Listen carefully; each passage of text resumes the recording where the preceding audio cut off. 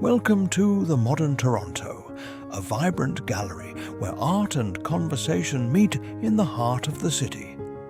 On November 9th, 2025, artist Judy Singer presented The Visual Language of Art: How to Look at Paintings, inviting the audience to explore how we see and interpret visual art.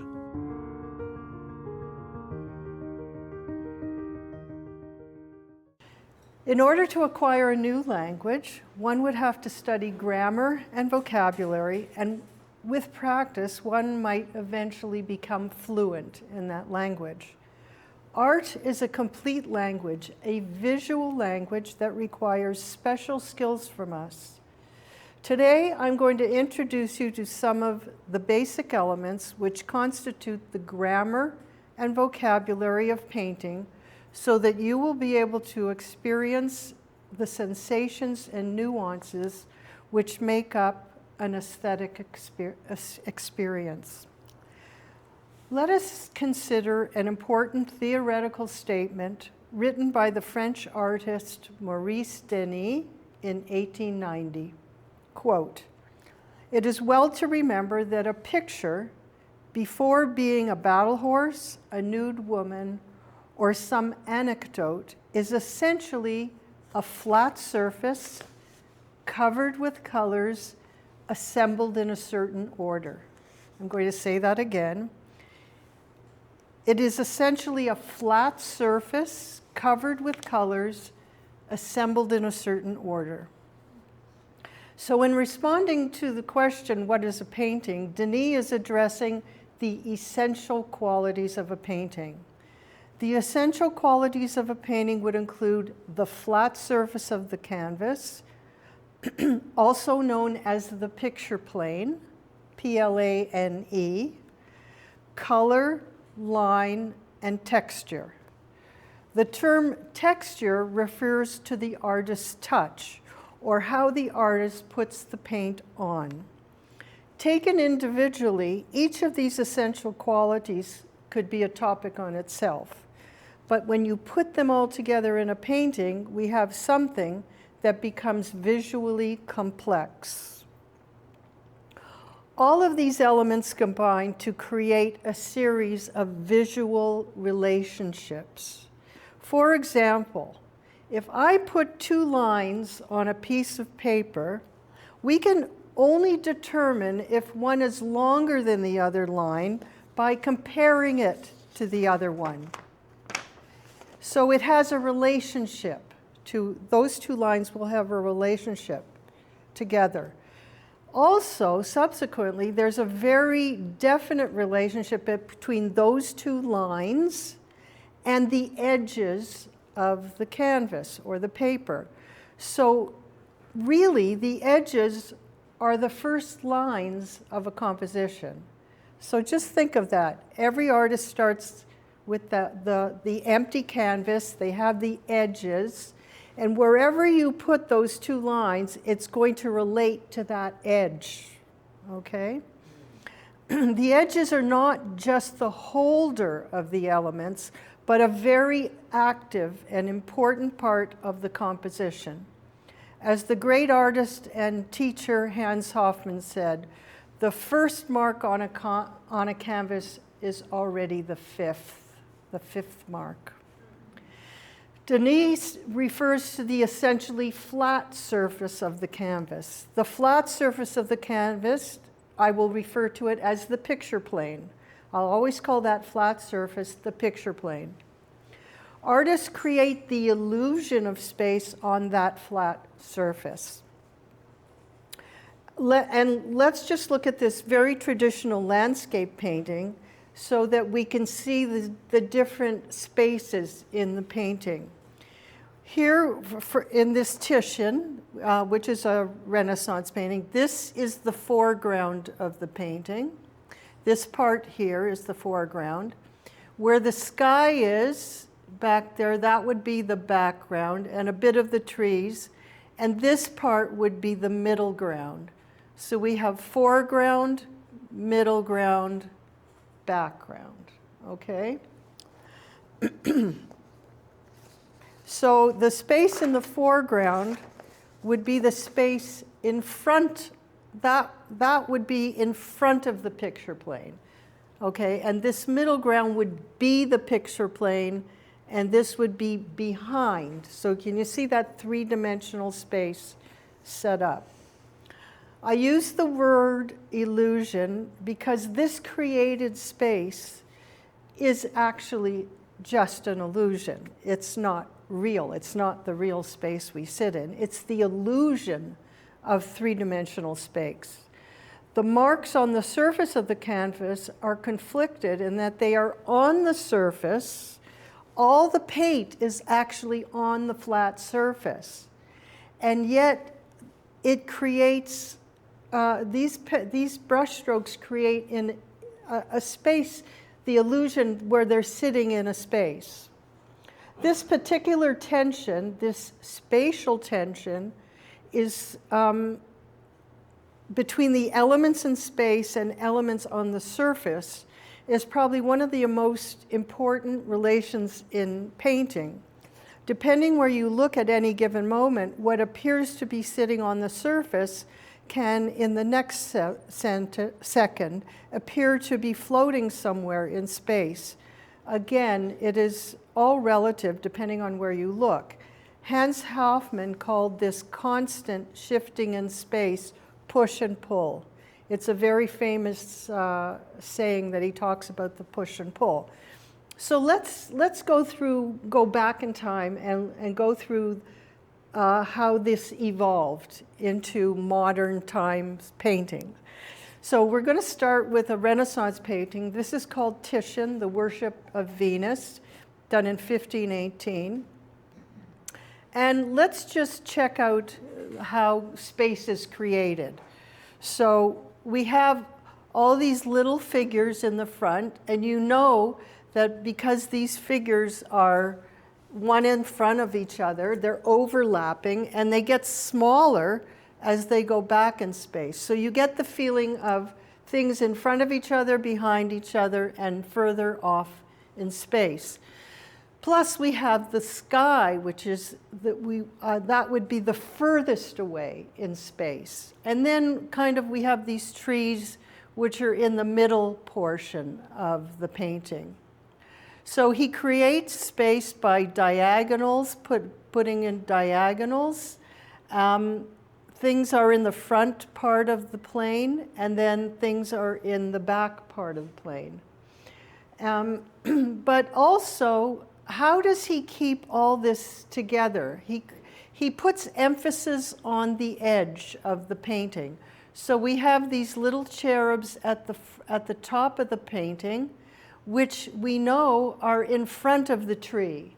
So what happens is this part, the tree, which we know is way further back, is brought up to the top edge of the painting by where he's placed them, so that he stops your eye from always going far back. Okay, we know we can go far back here, but if you look at the treatment on the edge where he has this, and these cherubs are in front of the tree, and we know that that is behind.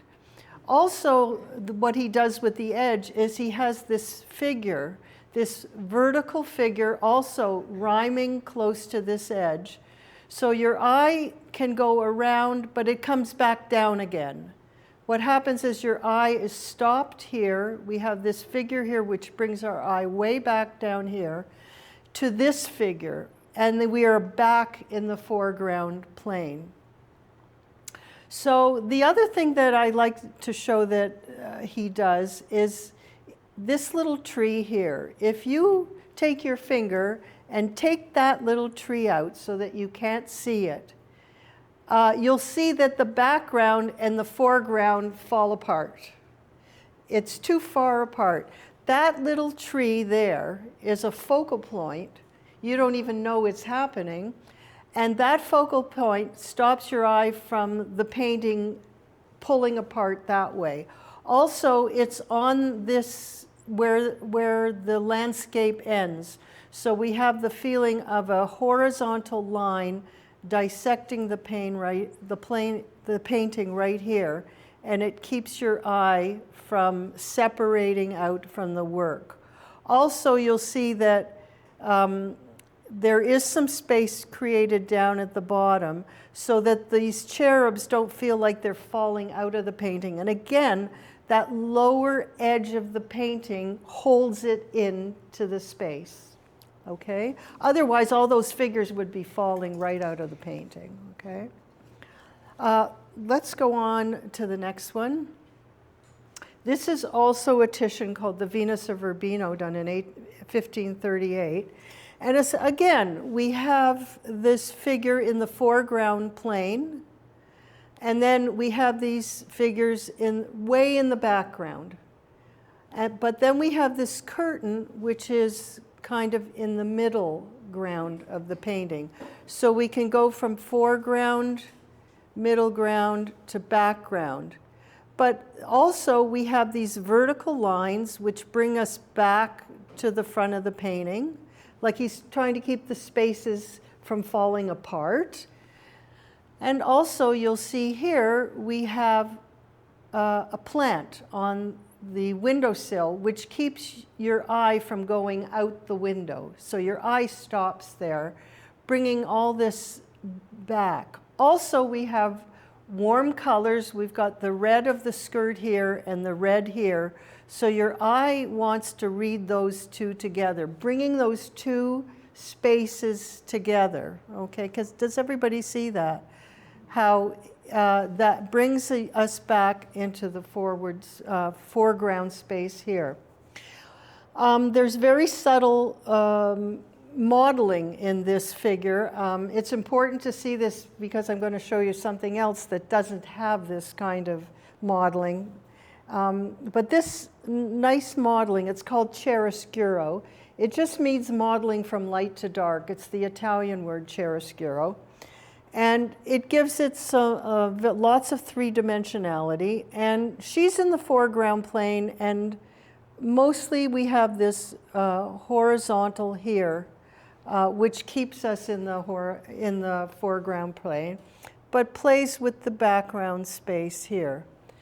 Now let's go forward one more slide, and I'm going to compare this to the next painting, which is the Manet done in 1863. And this is Manet's Olympia, which was based on the Titian. Okay, pardon? Yeah, this was very famous. We hadn't seen this for a long time. Yeah. Now this isn't a great reproduction, I'm just telling you now. But here we see a whole different thing. Here we see Manet starting to work with the elements of painting that I talked about before. They're not hidden so much. So he's part of the Salon de Refusé in 1863. And here you'll notice there's quite a bit of lack of modeling in the figure. When you compare it to the Titian, which was very rounded and very full, here you get a flatter figure. So the way he creates that is by having the darker outline around her. But this is quite high value. It doesn't have a lot of modeling in it. She's quite flat, like a cardboard figure. She doesn't have the three-dimensionality, although you read her as three-dimensional, but not as three-dimensional as the Titian. And also, you have these two areas behind her which look like they're just, painted right behind her. You don't have that feeling of there's lots of space behind here. And of course it rhymes with the space here. Also, this figure is not way back and behind like the other one. They're in the same space. They take up the same space together. And she is painting, looking forward at us instead of looking out the window, which would take you out. So bringing that foreground and background together and making the space not as deep is a very modernist thing to do.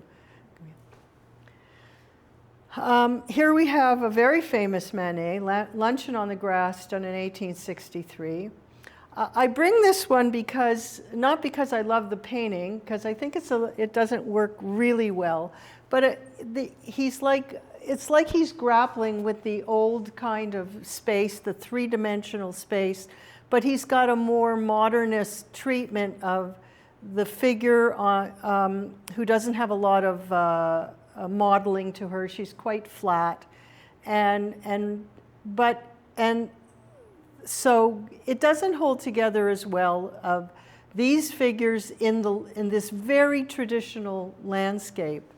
And I think the painting's a little bit problematic. I mean, he tries to take, this would have been a hole, but he like a hole in the space, but he brings her arm down to connect with this arm here.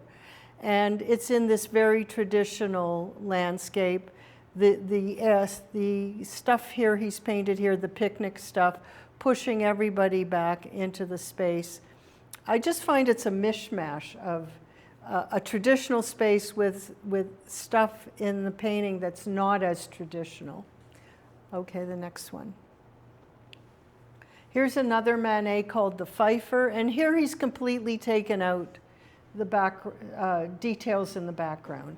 So now we have this figure in a ground, and it's a very vague ground. We don't quite know how much space is behind there and what the space is, but we know that there is some space. There's some modeling in the actual painting which creates some space at the top. And if you'll notice here at the foot, he's created like a shadow so that there's room for his feet to actually feel like they're in a space.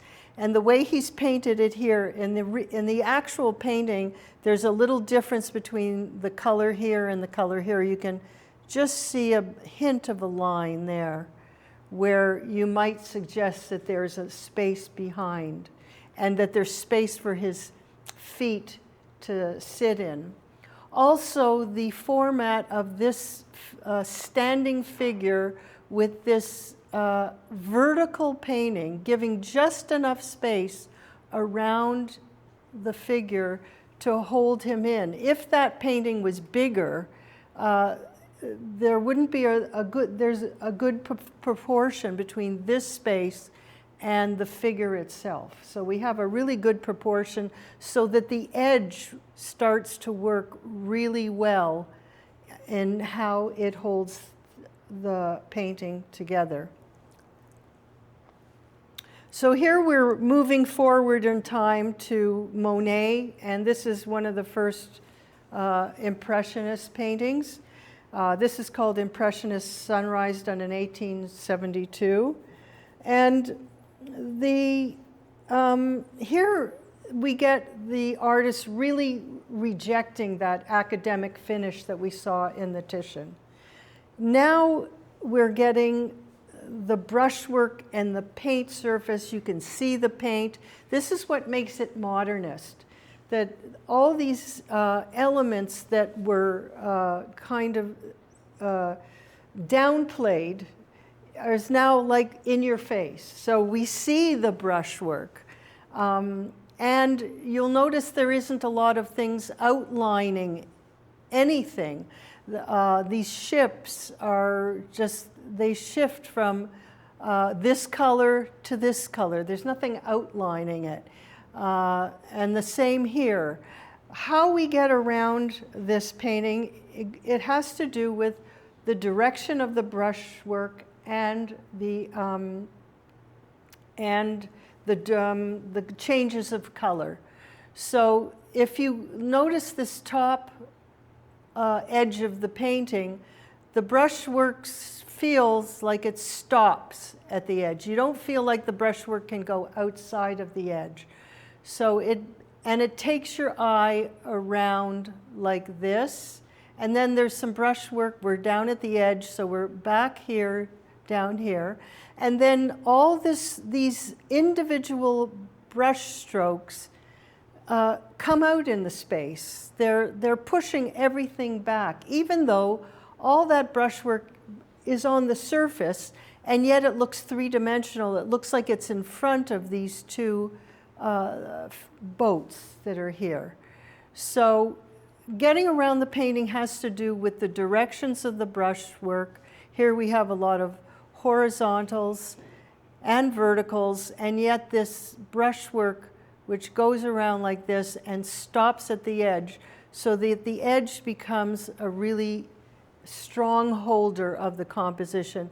And again, he signed it right here at the edge, which puts emphasis on that edge holding the painting together.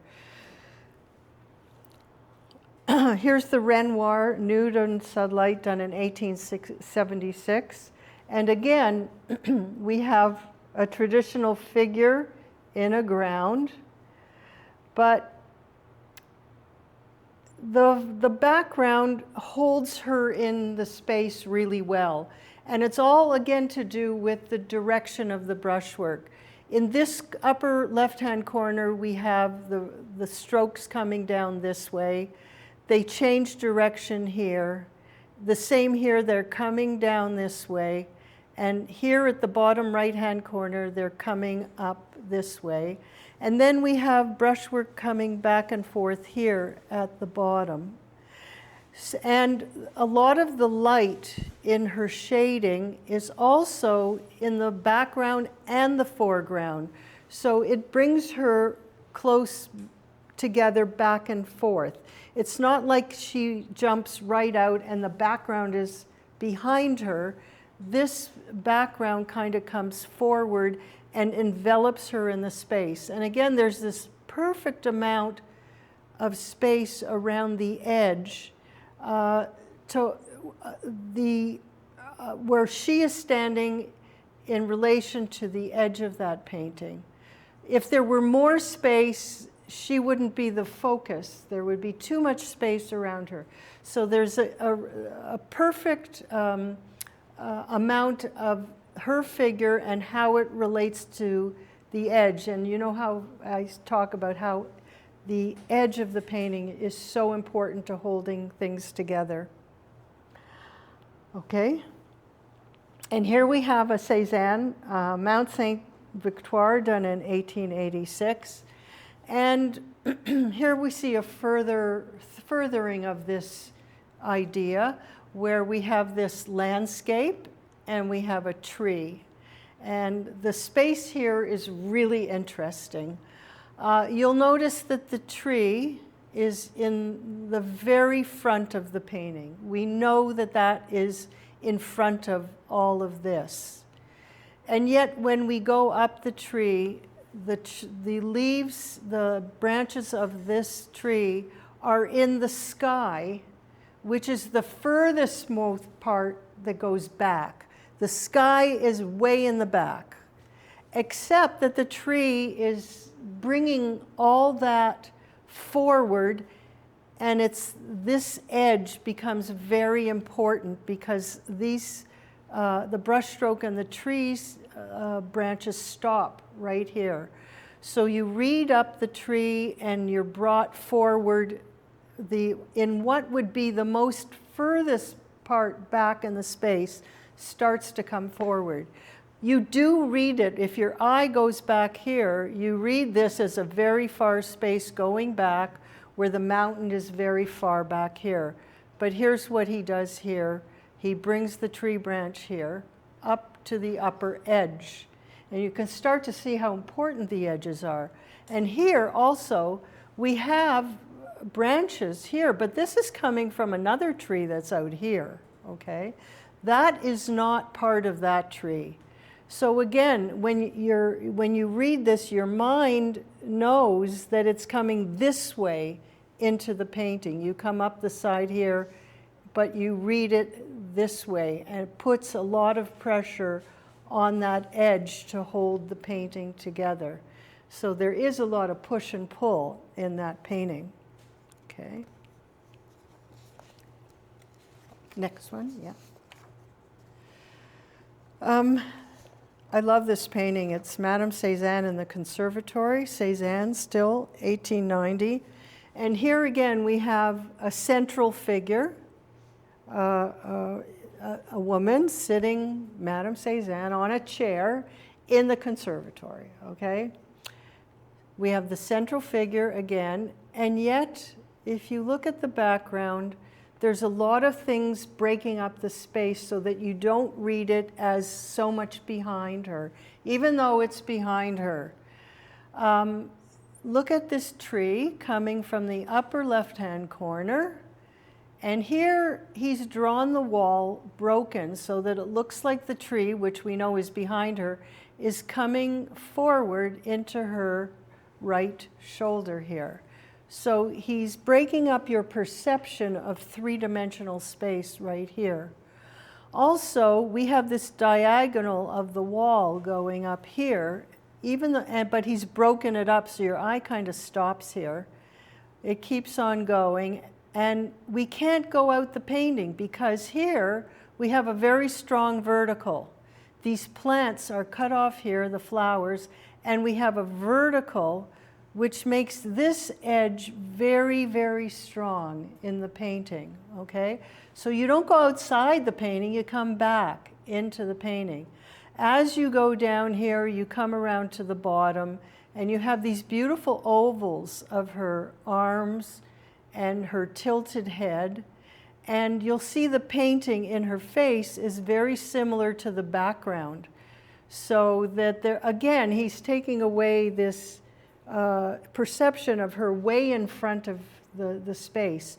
It's a way of bringing those two spaces together, that face and the same kind of painting. Even here, if you look at the cheek, there's the way it's painted here and the way the cheek is painted. It comes together there. Also, Cézanne left some unpainted areas. You see there's no paint there, and there's no paint here. And when that happens, for sure, you're aware of that flat surface of the canvas. The other thing is that she's not dead center. She's a little bit to the side. It's not like up and down. An amateur artist would make it straight up and down like that and straight in the center of the painting. But because Cézanne was Cézanne, he was able to create a lot of tension in the painting by not making it balanced, okay? But writing the balance. If you leave it unbalanced, it's unbalanced. But somehow you have to come back to balance. So the challenge is, how do you balance something that's so unbalanced? And that's what creates the feelings of great art. They're not totally balanced, but you want the balance. Okay. This is another Cézanne called Bridge Under Trees. And here we have Cézanne. This is a watercolor. He hasn't painted the tree, or he's painted around the tree. So you would think that because the tree isn't painted, that it wouldn't read as three-dimensional. But it reads to me as a very three-dimensional tree. Like this part of the tree is very three-dimensional, and yet he hasn't painted it. He's painted these little planes of watercolor around it. Even here, the rocks are not painted. So he's completely done a reverse in creating form by painting around the form and making this three-dimensional, even though he actually didn't articulate three-dimensionality by the brush strokes alone. Okay, so there's positive and negative space that are confounded, what I would say is confounded. This is a Matisse called Woman with the Hat, done in 1905. And this was part of a series, a time of fauvism, which means wild beast. It's just for a couple of years that they did these paintings. And the wild beast, the fauve, refers to the violent use of color and brushwork and distortions of form. Here we have very acidic colors.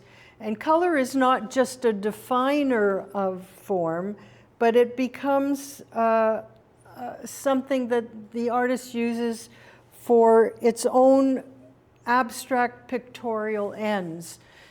So you have all these wild colors in the hat and wild colors here on the bottom. And it suggests that there are flowers and things in the hat, but there's changes of the color all over the place. It doesn't quite define what it's defining. Here we have a plane in itself of this very acidic green, another plane of this blue, and that activates the space behind the figure that's sitting there, bringing these two spaces together. So that three-dimensional space is flattening, it's coming together, it's shorter. If we put the painting on its side, it would be shorter. It wouldn't have that huge space that the Titian had that we saw at the beginning. So remember that the modernists are more, they're starting to play around with the space, less three-dimensional and more the space of a canvas, okay? So color is not just a definer of form, but the beginning of using color for abstract pictorial ends in itself, okay? Now we go into the next stage, which is Picasso and Braque and Cubism. And here we have Les Demoiselles d'Avignon, done in 1907. And here we get the figures and the ground completely in the same space pretty well. I mean, this background is broken up in such a way that it doesn't look like it's very far behind. So the space is really flattened. And he puts into question the background and the foreground. The Cubists have kind of a pictorial logic of their own. And so we see these figures as holding into the background and being almost the same as the background, only he's colored them as figures. Okay, this is the part of Cubism called analytical Cubism, which goes from 1909 to 1911. This is Picasso, Majoli, which he's put right there. And here we have very small little planes that are under and over connecting. Okay, so we see some of these planes are in front, and here's some that are in the back. But if you put the painting on its side, the space is really compressed. We don't have that really far space. The space is very shallow, and it's mostly in the front part of the picture plane. So it would be mostly in, this is the picture plane, mostly in front, okay? This is what I would call an invented space. The Cubists call it invented space. It comes from the canvas rather than the space that we sit in. So their inspiration doesn't come from the space that we live in. It comes from the actual flat surface of the canvas. They're making it up on the canvas, not being inspired by the outside world, but working on that flat surface of the canvas. And so this is the inventive space, and it focuses on the entire surface. And sometimes these little planes, which are parallel to the picture plane, they're parallel, but sometimes they tilt. And sometimes they're open. And you'll see there's not a lot of color in it so that it holds together. If there was a lot of color in it, they would break apart, okay? This is Braque, done in 1913. This is called Clarinet, and this is part of what, if you read history, they call it synthetic cubism, which happens between 1912 and 1914. And here we have larger planes and the opening up of the space. So, and here we have something called collage, which means pasted paper. It just means pasted paper. So we have pieces of newspaper, pieces of wallpaper that are pasted on. But let's read the space, the hierarchy of the space. We know this plane is in front of that one, and this piece here is behind. Okay, can everybody see this? And then we have this, And this is behind that. So we have a hierarchy of in the front, and then this piece, and then these two behind. But of course he's going to play with that. Yeah. Here we have some drawing where he's got a clarinet, and this drawing is broken up right here. It's not a straight line into the bottom of the clarinet. It's like the clarinet is right in the front, but this part of the clarinet is behind. And we have this kind of oval suggested to hold it together, and yet to marry it to the edge, we have this line which doesn't quite go to the edge, but takes your eye to that upper edge. And then we have this here, this section here, which anchors it to the bottom of the edge. Now, depending on where you look, this push and pull changes depending on where your eye is, okay? If my eye is here, then I see this in front and this behind, but then my eye goes back to the whole thing. So my eye is constantly being moved around, and then I see the big picture as well. So he's really playing with that space, but it's the space of the painting. It's not the space that we sit in. So this is what we call the modernist space, where they're working with the elements of the painting. Okay. I brought this because it's part of history. It's Duchamp, The Fountain, done in 1917. It's called a ready-made. He found, obviously, a urinal. He signed it and declared it as a work of art. For me, this was 1917. It doesn't have any aesthetic interest for me, but what it does is it throws the received definitions of art into doubt. And it's meaningful as dialogue. Is it art? Is it not art? We could talk forever about it. And it's part of the Dada movement, which was a reaction against World War I. For me, it's the spirit of protest. And here we're getting into surrealism now. This is called automatic drawing, done by Arp in 1916. And it's a precursor to surrealism. So what is surrealism? In 1924, a bunch of artists who said they wrote something called the Surrealist Manifesto. And it defines surrealism as, quote, pure psychic automatism, corresponding rather closely to the state of dreaming. So what basically they're interested in is the unconscious, about expressing the unconscious using the means of making art, but doing it in the unconscious way, like channeling kind of.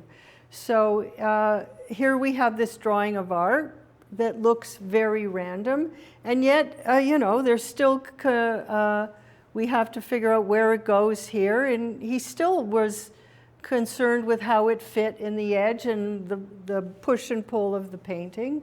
It's still there. I show this because this is Dali, Persistence of Memory, done in 1931, and this is a different stream of surrealism. It's not my favorite stream, and I'm allowed to have my biases. But for me, he uses shock value as the appearance of innovation. When you look at it, it's a very three-dimensional space. We've got this stuff here in the background, and we've got a foreground, and then this stuff in the middle ground. And these clocks that are, dripping over, and we don't know what this figure is. And for me, it doesn't quite hold together. The space is very three-dimensional, and I'm not so sure that the images are deeply felt for him. It's kind of copying what might look as surrealist. That's just my bias, okay? And I'm giving a lecture, so I'm allowed to have the bias. anyways, to me, let's go forward. The real surrealist would be Miro, Birth of the World, done in 1925. This is quite a large painting. And here is Miro with imagery. If you look at lots of Miro, this is very typical Miro imagery. I think it's deeply felt imagery for him. And here he's drawing on accident, which to me is the automatism of surrealism, where he lets the paint drip, okay? This is pretty new stuff in 1925. So we have this imagery which let's talk about the push and pull. We have this sitting on the surface, and yet we have this very spacious background. And then how does it relate to the edge holding that painting together? So we go from reading the images, the solid images, which could be floating, and yet if you look at the back of the painting, that background comes forward and pushes all this backwards. So your eye is going back and forth all the time, and of course the edge holds the whole thing together. But letting the paint drip and letting these unconscious images come out that we can't decipher what they are, they're deeply felt images for Miro. Okay. This is a Masson called Battle of Fishes, done in 1927.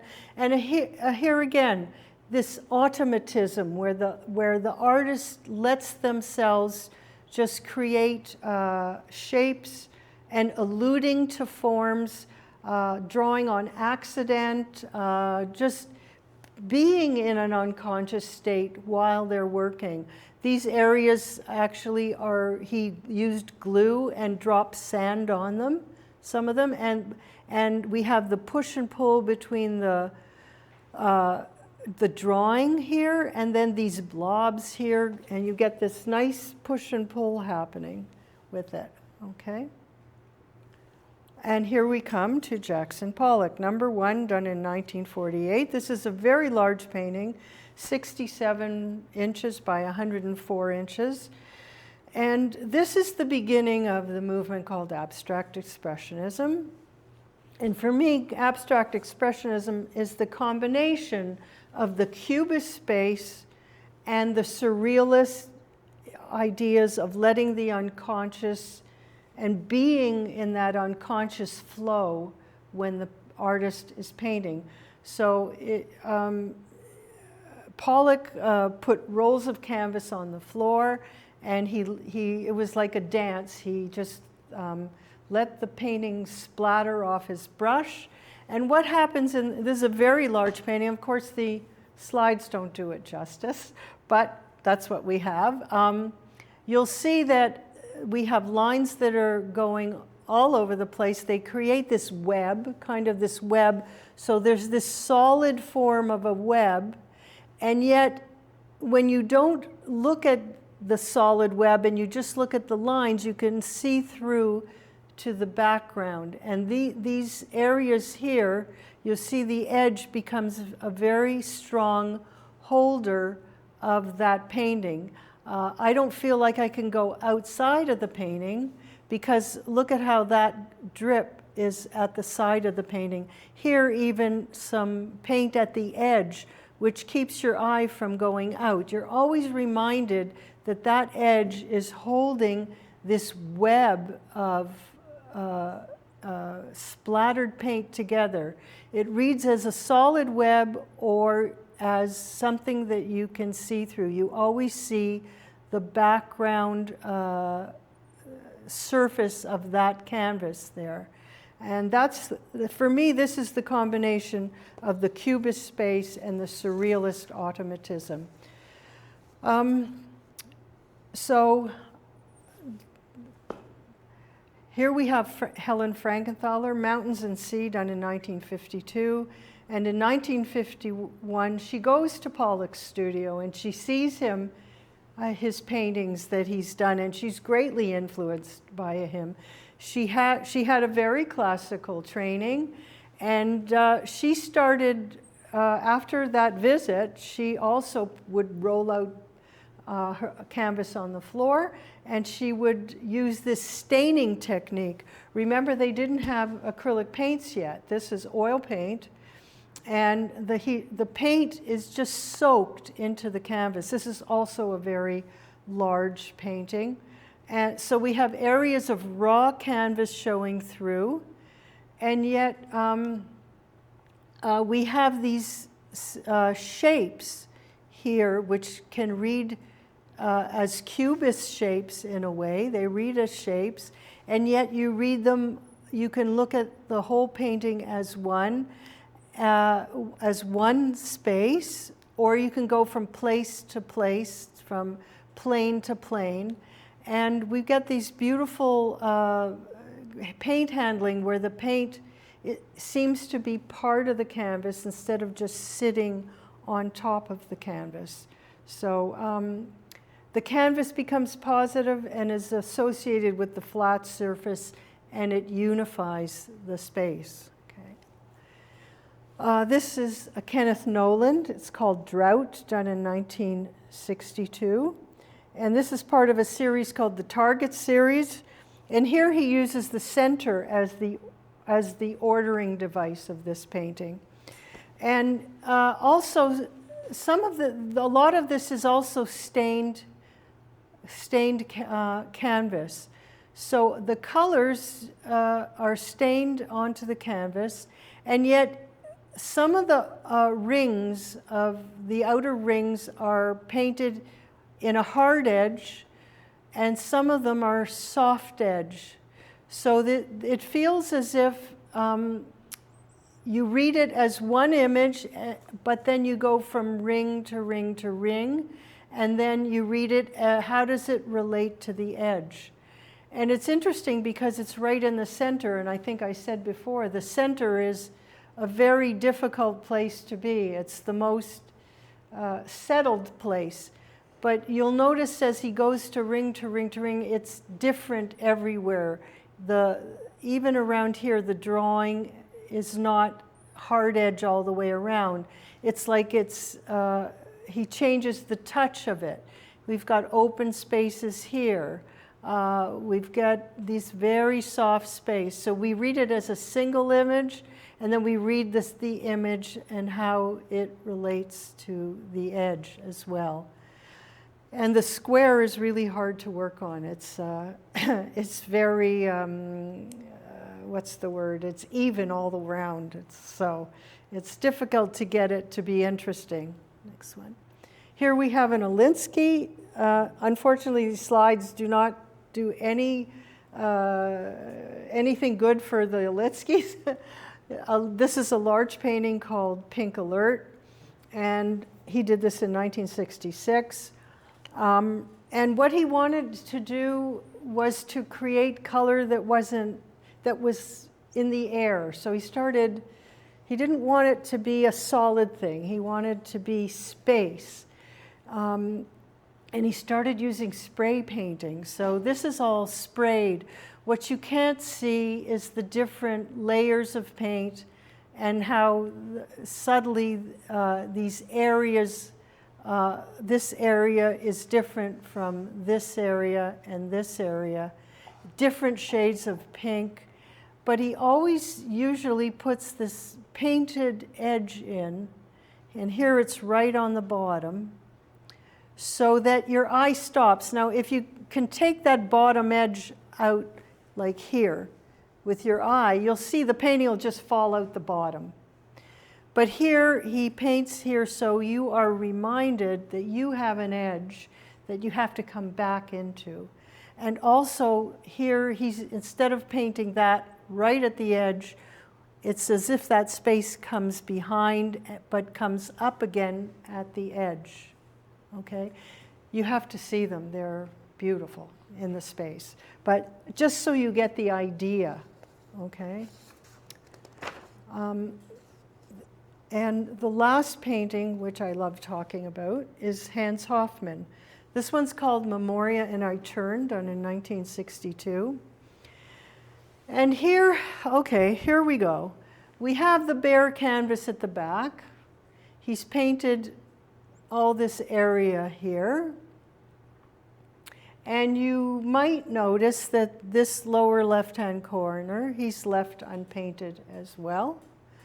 But before we look at everything else, I want you to look at this square and see that it starts to float in front of that square.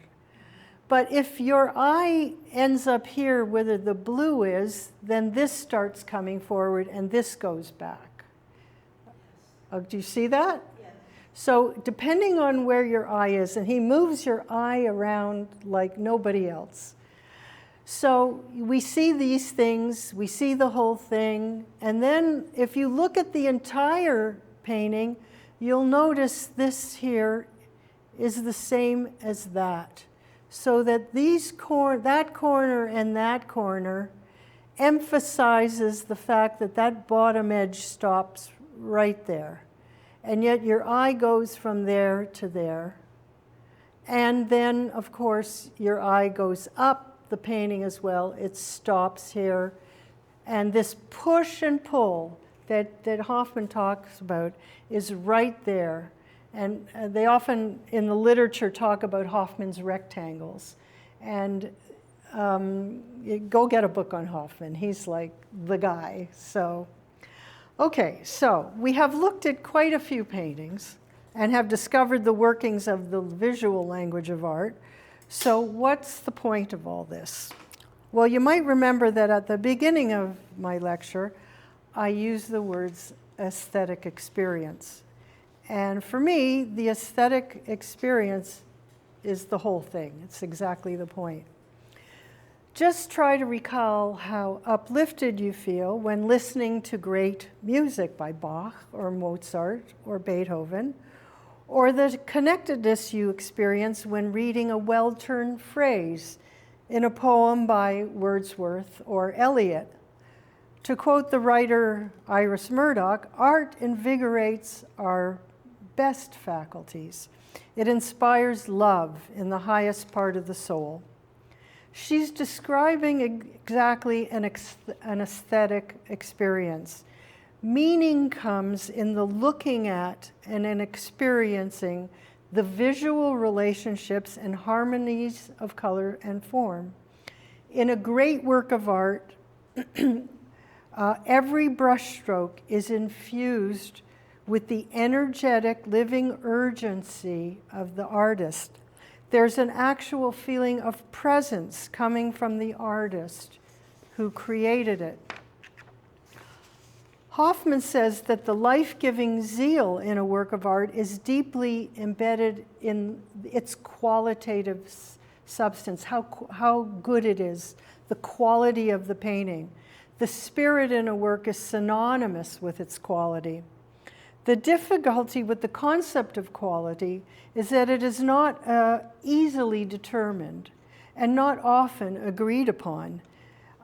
T.S. Eliot alludes to a definition of quality by referring to the intensity of the artistic process, the pressure under which this fusion of considerable complexity of detail happens in a particular medium. I have shown you some of these complexities today, and you have seen what has to come together to create something great. Space, composition, color, texture, line, etc., all working together simultaneously. Without the past of art and without the need and compulsion to maintain past standards of excellence, such a thing as modernist art would not be possible. In closing, I have introduced you to some of the criteria which constitutes a good painting. I hope that you will approach art with opened eyes, which will lead you to the experience of beauty that art can inspire in us. And I hope that you will not settle for anything less. My first dealer, the wonderful Jack Pollock, said, "Go big or go home," and I pay homage to him in my quest for the best in art, all art. Thank you very much. And now if you have questions, I'm happy to deal with them. Okay. I noticed that, like, for a lot of the paintings, you were one of the things that you mentioned was the frame of the painting and having those lines where you I think a few times you mentioned like it would fall out of the painting or whatever. Yes. Could you just maybe just expand a bit on why there's that importance of like containing the painting rather than letting it spill out, kind of idea? It could spill out. Like if you're a talented artist and you can let it spill out without it falling apart, then it's fine. But there is an integrity to it holding together. It's not written in stone about that edge. I don't know of, I can't quote offhand a painting that goes outside of the edges. Maybe, I don't know, can you think like Frank Stella maybe, or? Look at this painting right here, it could fall off the bottom, but because of that yellow. Yes. You know, there's something that brings them back in. Yes. The paint, even if the edge isn't stressed, there's something. Yeah, there's something to bring it back into the painting. So depending on how many chances you take, you take chances with it. Yeah. And sometimes it just falls out. If you can figure out how to do that falling out but bring it back so that it holds together, then you're talented. That's a gift. Yeah, I thought it was interesting because I never really noticed that, but a lot of the paintings you were right where it's like, yeah, if that line wasn't there, there would be an unfinishedness or kind of lack of coherence or something. Lack of coherence, yes. Yeah, that's why Hoffman said your first mark on the canvas is already the fifth. I love that because that edge is so integral to the composition, its part. Because everything you put on, it either bounces against the edge or comes away from the edge. You can't get away from the edge, like, and you can play with the edge like Frank Stella did shaped canvases. That to me, I personally couldn't do it. It's too much for me. It's hard enough to do a painting on a regular shape, but he did it and he was successful with it, and that's why he's up there, right? Any other questions? It's a good question. Yeah, very good question. Yes. So I think of when I look at like a diptych. Yes. A triptych, it seems like in one of them, it's moving out into the next one. Is that because the artist intentionally couldn't contain it within the original? I don't know what the artist's intention was. Like they may have just done another, another one because they wanted to. Right. You can't say. I can't say. I'd have to see, but yeah. I've tried to do diptychs and triptychs. They're very difficult to do, to get them all to work together. Yeah, because they have to work individually, but they also have to work as a whole. Yeah. Yeah. Anybody else have a question or something they that's bothering them? What's bothering you, right? Anybody else? Okay, well. I haven't made sense of that in the same way until you Yes. kind of, describe that till you realize what's happening. Yes. That push and pull. Yes. The squares receding and, Yes. and coming forward. But I still find that middle part at the top, Yes. I find that a bit disconcerting. I don't know why, I find that jars a bit. Yeah. Although I understand how he connected the color, but kind of the shape of it. Well, my feeling is that the best artists are difficult. They're difficult. I mean, the hands of a lesser artist may not have put that in there, and it may have been a bit easier. But that's what, gives it that tension, that feeling of something greater. So it's difficult. It's difficult to look at art. It is. It should be difficult. It's a different language. And there are lots of feelings that go into it. And that's the bottom line, is to feel those feelings the way you would with great music or great poetry or a great writing. Same thing. That's like the aesthetic experience. It doesn't come easy. It's not every day, you know. It's a thing on its own, you know. But it's inspiring. Yes. Anybody else have a question that they would like to ask? It can be a personal question too. Well, thank you all for coming out today. It's still snowing out there. Thank you. You're very welcome. Thank you very much. Thank you.